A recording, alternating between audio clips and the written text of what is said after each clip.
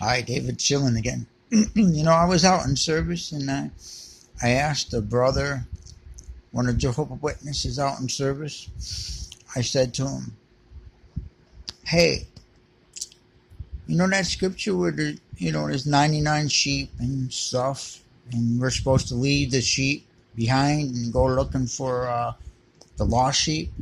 I said, when do we do that? I'd like to participate in obeying Jesus' commands and stuff. And you know what he said? He said, oh, we don't have any lost sheep here in Pennsauken. Oh, so nobody strayed, none of the sheep strayed away, they stopped going to meetings and stuff? Come on, that happens in every congregation. What does he mean there's no sheep? Yeah, I've strayed away. There's no lost sheep. Really? I think that they just don't love these people anymore. They stopped going to meetings and they stopped loving them, and they're not calling them sheep.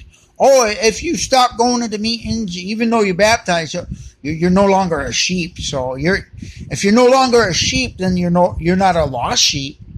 So what's a lost sheep then? Some became old.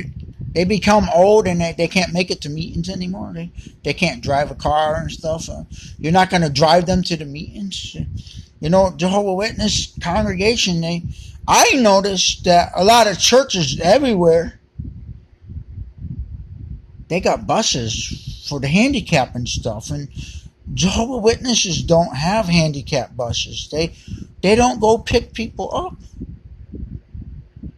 They got this phone system where you call the phone system and you can't really hear what's going on in the meeting.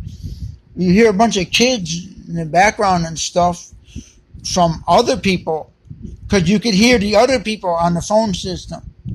You don't have a private line to the Kingdom Hall. You're sharing the line with other people.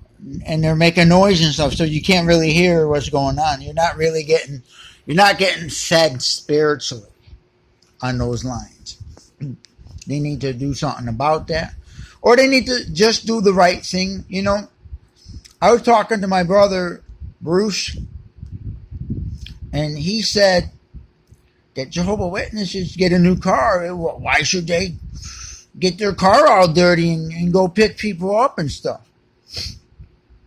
I said to him, well, picture this. The old congregation, the first congregations in Jerusalem, they probably had like 4 or 5 congregations all over Jerusalem. And Mary, the mother of Jesus, when she got older and she couldn't walk anymore or something.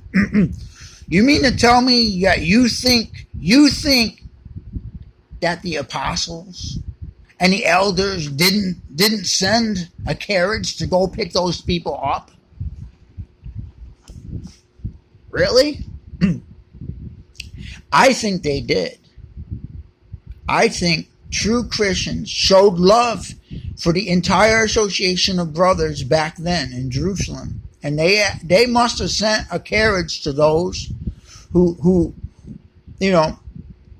they had a limp to them, or something wrong with their leg, or they were ill, or they were mentally ill or something. They must have went and picked these people up with a carriage, right? Right?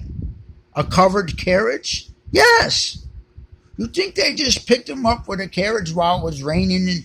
No, they had a cover. They must have purchased a covered carriage. The true congregation. Come on, it's common sense that they would do that. You think the true congregation back then just abandoned people that became, ill, or they became physically, mentally ill, or something happened to their arms and legs and stuff, or their mind, and they didn't go pick these people up? So in today's world, we have millions of cars among the brothers. Every congregation you drive by and it's loaded with brand new cars. Just take a look. These people are doing wonderful financially, or they would be having these old clunkers. But look, I see all brand new cars and they're doing well. They're doing well. You know, when a brother loses his car, a poor brother, you know, there's a few of them. They lose their transportation. What happens? Does the elder say, "Oh, look, brother so-and-so's not here. Where is he? Let's go find out." No, they don't even do that stuff. They say, "Oh, he must have left because he's no longer one of us. He's not of our sort. Yeah, he's not like us."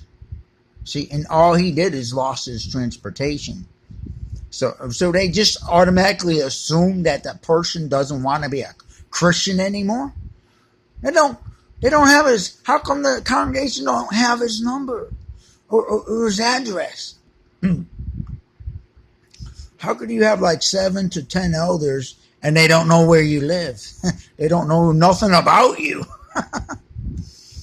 Is that love? Love, the key ingredient involved in being a Christian. Many kingdom halls don't have that. The key ingredient. In fact, it's the first ingredient. And, you know, if I could define being a Christian, you know, Christians are like Jesus, and Jesus is like God, and God is love. So I would define Christianity as love, Love. But when you're not picking up your brothers that lost their cars, they lost transportation, you're telling them, "Oh, how do you get around?" Oh, a Pentecostal next door to me is driving me around, and he keeps asking me, "Why aren't your brothers in your congregation? Why aren't Jehovah Witnesses driving you? Why is a Pentecostal or why is a Baptist driving you around? We got works. We have love. We love you. You're not even in our religion, and we're driving you around." And Jehovah Witnesses got all them brand new cars, and they're not driving their brothers around that have needs. What's going on here with this? Is this the true religion? Really, the true religion is not like the first religion where they sent carriages. Come on. Common sense tells you. When Jesus looked down at John and he looked at his mother Mary, he was telling him to take care of her needs and stuff. So when the congregation became rich from a lot of people donating stuff, they must have, you know, or they must have known somebody with a carriage and assigned them to pick Mary, the mother of Jesus, up when she could no longer walk, when she got older. You know, pick up the old people. In today's world, you know, there's not a congregation like in Jerusalem. That city was the size of like North Camden. You know, it wasn't that big. Yeah, it was a big city for the time, but the congregations were all local. You were able to walk to them. Within a mile, you'd find a congregation for sure. You know what I'm talking about? They didn't have to walk 20 miles to get to a congregation. But today, the congregations are far apart. And some of us, we have to drive. We'll have to walk. What? It's 98 degrees outside. I'll have to walk in 98 degrees with a suit on. Come on. That doesn't make sense. While the other brothers are driving right past you in air-conditioned, empty cars practically, you know? They're driving past you with empty cars and stuff. Even if not, they should have piled you in somehow or came back and looked for you. You know what I'm talking about? Anyway,